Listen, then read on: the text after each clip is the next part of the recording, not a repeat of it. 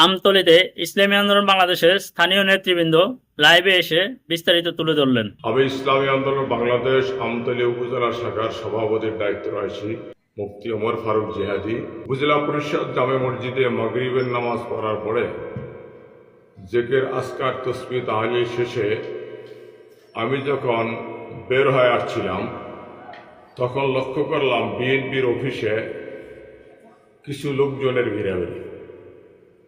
তখন জানতে পারলাম এখানে একটি অনুষ্ঠান হয়েছে, যোগদান অনুষ্ঠান। বিএনপির কতিপয় নেতৃবৃন্দের উপস্থিতিতে নাসির উদ্দিন হাওলাদার, আমতলী ইউনিয়নের বাসিন্দা সহ কিছু সংখ্যক ইসলামী আন্দোলনের নেতা কর্মীদেরকে নাকি তারা বিএনপিতে যোগদান করিয়েছেন।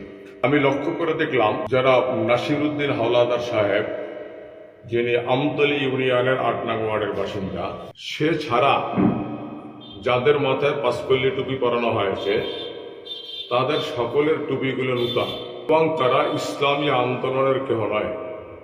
তারা ইসলামী আন্দোলনের কোনো কর্মী বা সমর্থক ছিল না।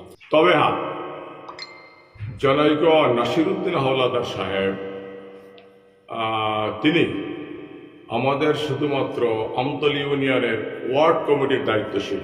তিনি হয়তো প্ররোচনায় পড়ে বা তাকে কোনো প্রকার লোভ লালসা দেখিয়ে তাকে উদ্বুদ্ধ করা হয়েছে বিএনপিতে যোগদান করার জন্য। কিন্তু ইতিপূর্বেই কিছুদিন আগে সংগঠনের স্বার্থবিরোধী কার্যকলাপের সাথে জড়িত থাকার কারণে, সাংগঠনিক শৃঙ্খলা ভঙ্গের কারণে কিছুদিন পূর্বেই তাকে বহিষ্কার করা হয়েছে প্রাথমিক সদস্যপদ সহ। অতএব প্রিয় আমতলী, তালতলী, বরগুনাবাসী, প্রিয় দেশবাসী, এহেন ঘটনায় বিচলিত হওয়ার কিছু নেই, দুশ্চিন্তার কোনো কিছু নেই। একটা বৃহৎ দল থেকে দুই একজন দায়িত্বশীলকে অব্যাহতি দেওয়া, বহিষ্কার হওয়া বা অন্য দলে যোগ দেওয়া একটা বিচিত্র কিছু নয়। এটা সংগঠনের জন্য কোনো ক্ষতির কারণ নয়। তবে আমরা বিএনপির বন্ধুদের প্রতি আমরা আহ্বান রাখব, যারা ছাত্র তাদেরকে ছাত্রের লেভেল লাগাইয়া ছাত্র সংগঠনের দায়িত্বশীল বা নেতা বানানো, এটা ইসলামিক সংগঠনের লোকেরা করে।